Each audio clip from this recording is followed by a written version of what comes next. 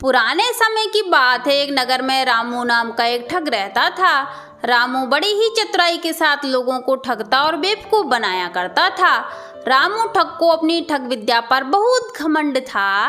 रामू ठग के पास 2 बैल भी थे। एक बैल तो बहुत बूढ़ा हो गया था और इसीलिए अचानक एक दिन उसकी मृत्यु हो गई। अब रामू के पास एक ही बैल बचा। अब रामू यही सोचता रहता था कि अब मेरे पास एक ही बैल बचा है, इस अकेले बैल से मैं कोई काम भी नहीं कर सकता। अब ऐसा क्या करूं जिससे मेरे बैलों की जोड़ी वापस पहले जैसी बन जाए। फिर रामू के दिमाग में एक बात आई कि मैं इस बैल को दूसरे नगर की तरफ ले जाता हूँ, या तो इस बैल का कहीं ना कहीं से जोड़ीदार ही ढूंढ लाऊंगा, नहीं तो इस बैल को कहीं ऊंचे दामों पर बेचाऊंगा। फिर रामू दूसरे दिन सुबह होते ही दूसरे नगर की तरफ चल पड़ा और फिर रामू चलता गया, उसे रात हो गई। फिर रामू ने सोचा अब रात के समय आगे बढ़ना ठीक नहीं होगा, ऐसा करता हूँ आज रात कहीं इसी शहर में निकाल लेता हूँ। फिर रामू कुछ ही दूर चला था कि रामू को एक घर के सामने बैल बंधा हुआ दिखाई दिया। बैल को देखकर रामू के मुंह पर मुस्कान आ गई और सोचने लगा, चलो मेरे बैल का जोड़ीदार तो मुझे यही मिल गया, आज रात इसे ही कबाड़ कर ले जाऊंगा। फिर रामू उस घर के पास जाकर आवाज लगाने लगा, अरे भाई साहब कोई है क्या। फिर अंदर से धनी राम नाम का एक किसान आया और बोला, हाँ भाई बोलो क्या हुआ। फिर रामू बोला, भाई साहब श्यामनगर से आ रहा हूँ और मुझे आगे के नगर में जाना है, तो रात ज़्यादा हो गई है और मुझे आज रात्रि आपके यहाँ आश्रय मिल सकता है क्या। तब धनीराम बोला, हाँ हाँ भाई क्यों नहीं, तुम ऐसा करो इस बैल को वहाँ मेरे बैल के पास बांध दो, मैं इसको चारा पानी खिला दूंगा और तुम ऐसा करो मेरे साथ अंदर आ जाओ। फिर रामू ने अपने बैल को धनीराम के बैल के पास बांध दिया और फिर खुद अंदर चला गया। फिर धनीराम ने रामू को पानी पिलाया, भोजन कराया और उसे कमरे में सोने के लिए बोल दिया और फिर धनीराम खुद दूसरे कमरे में सोने चला गया। फिर रामू आधी रात को धनीराम के घर में ताका झांकी करने लगा। फिर उसे उसी कमरे में एक बक्सा दिखाई दिया। बक्से को देखकर रामू सोचने लगा, ये धनीराम है तो बड़ा ही मालदार। फिर रामू उसे बक्से के ताले को तोड़ने लगा। तभी उधर से धनीराम की आवाज आई, अरे भाग्यवान तुम अभी तक सोई नहीं क्या, पता नहीं पूरी रात क्या करती रहती हो। तब धनीराम की पत्नी बोली, तुम्हारे घर में काम ही इतना है कि कभी खत्म ही नहीं होता, भला मेरी क्या गलती है। फिर इधर रामू को उनकी आवाज सुनाई दी तो वह चुपचाप सो और सोचने लगा, इस काम को अंजाम सुबह जल्दी उठ कर दूंगा।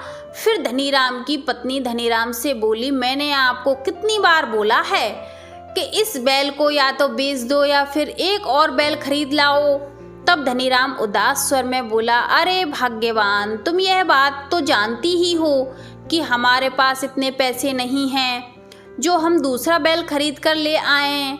फिर धनीराम की पत्नी बोली, हाँ यह बात तो मैं जानती हूँ कि हमारे पास इतना धन नहीं है कि हम एक और बैल ले सकें।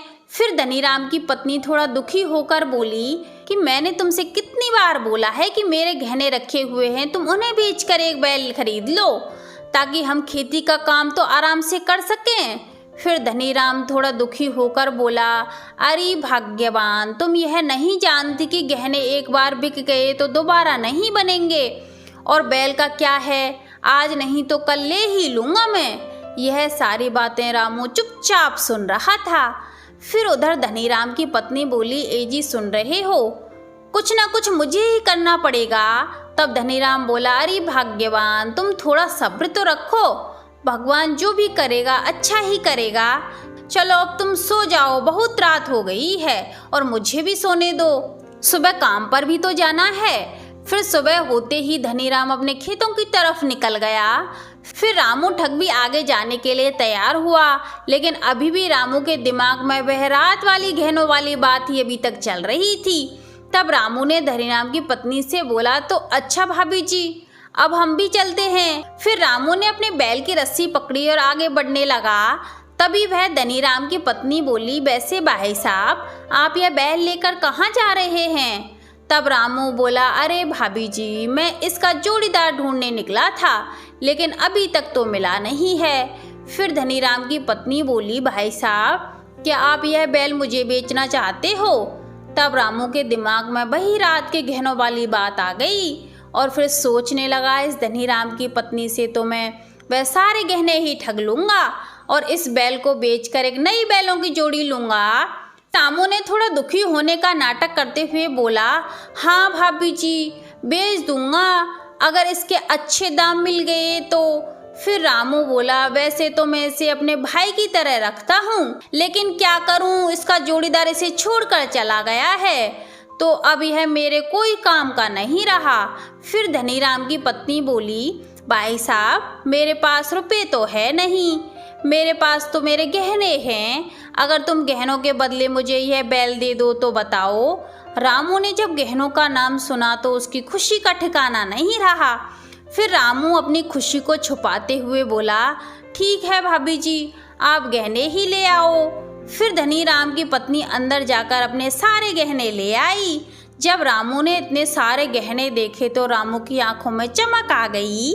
फिर रामू ने फटाफट से धनीराम की पत्नी से गहने लिए और बैल वहीं छोड़कर अपने घर की तरफ चल पड़ा। फिर रास्ते में चलते चलते रामू बड़ा ही खुश होता हुआ जा रहा था और सोच रहा था कि आज तो मैंने बड़ा ही लंबा हाथ मारा है, इन गहनों में तो ऐसे बैल की 4 जोड़ियां आ जाएंगी। फिर रामू थोड़ी देर बाद अपने घर पहुंच गया और घर जाकर आराम से सो गया। फिर सुबह उठते ही रामू खुश होते हुए उन गहनों को बेचने के लिए साहूकार के पास जा पहुंचा। फिर रामू ने वह गहने साहूकार को दिए और बोला, साहूकार जी इन गहनों के बदले मुझे रुपए दे दीजिए। जब साहूकार ने वह गहने देखे तो साहूकार बोला, अरे भाई यह गहने तो सारे नकली हैं, तो मैंने कहाँ से उठा लाए भाई। यह बात सुनकर रामू के पैरों तले जमीन खिसक गई और फिर रामू आश्चर्य करते हुए बोला, क्या साहूकार जी आपका दिमाग तो सही है ना, यह सारे गहने असली हैं, जरा ढंग से चेक करो। फिर साहूकार भी यह बात सुनकर चिढ़ गया और बोला, भाई अब यह गहने नकली हैं तो इसमें मैं क्या कर सकता हूँ, अब मैं नकली गहने को असली तो नहीं बता सकता, यह लो तुम्हारे गहने और किसी को बेचना। यह कहते हुए साहूकार ने रामू के गहने उसे वापस दे दिए और फिर रामू गुस्सा होते हुए वहाँ से उसी नगर की तरफ चल पड़ा और सोचने लगा, आज मैं इन्हें नहीं छोड़ूंगा, उन्होंने मुझे ही ठग लिया। फिर धनीराम ने रास्ते में अपनी पत्नी से कहा, भाग्यवान आखिरकार तुमने अपने प्लान को अंजाम दे ही दिया। तब धनीराम की पत्नी हंसते हुए बोली, उस ठग ने क्या सोचा था हमें ही लूट ले जाएगा। तब धनीराम बोला, हाँ भाग्यवान उसकी हिम्मत की तो दाद देनी पड़ेगी, उसने हमारे बक्से का ताला तोड़कर वह यही तो देखना चाहता था कि इस बक्से में है क्या। फिर मुझे उसके ऊपर तभी शक हो गया था कि यह कोई चोर या ठग है, इसीलिए तो मैंने फिर यह प्लान बनाया था। फिर दोनों हंसते हुए आगे बढ़ गए। रामू धनीराम के घर पहुंच गया। फिर रामू ने घर में अंदर जाकर देखा तो वहाँ कोई नहीं था। फिर रामू ने आस पड़ोस वालों से भी पूछा तो किसी को कुछ भी पता नहीं था कि वह लोग कहाँ गए। फिर रामू सोचने लगा, बाप रे यह तो महाठग निकले। फिर रामू दुखी होता हुआ और खुद को कोसता हुआ अपने घर की तरफ चल पड़ा। फिर रामू गुस्सा करते हुए बोला, वैसे इन लोगों ने मुझे ठग कर अच्छा नहीं किया, अब मैं इन्हें नहीं छोड़ूंगा, ढूंढ कर ही रहूँगा। तो आज के लिए बस इतना ही, आगे मिलते हैं कोई नई कहानी के साथ।